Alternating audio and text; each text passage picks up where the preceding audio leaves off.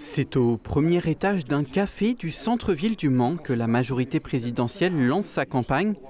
Julie Delpech, députée sortante, et Jean-Luc Catanzaro, vice-président de la région Pays de la Loire, un élu proche du parti Horizon d'Édouard Philippe pour suppléant. Julie m'a tendu la main, j'ai dit j'y vais parce que je ne veux pas des extrêmes au pouvoir, premièrement.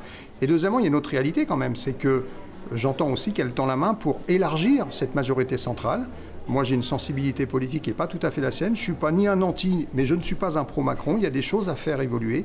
Il y a des colères à entendre, il y a des frustrations à entendre et des solutions et des réponses à apporter.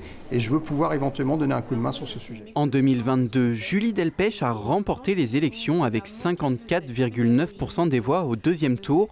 Cette année, pour contrer la montée du RN et le nouveau Front populaire, la députée sortante mise sur son bilan. On a le taux de chômage le plus bas depuis 25 ans, le plus bas chez les jeunes depuis 40 ans. On a créé 2 500 000 emplois. On a baissé les émissions de gaz à effet de serre de 5,8% l'année dernière. Ça, c'est un bilan, c'est des choses positives. Les résultats des dernières élections européennes inquiètent.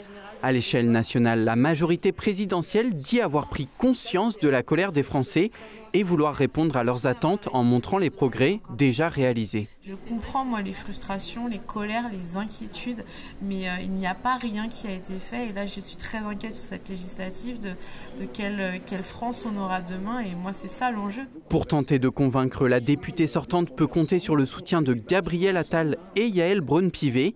Le Premier ministre et l'ancienne présidente de l'Assemblée nationale sont attendus ces prochains jours en Sarthe.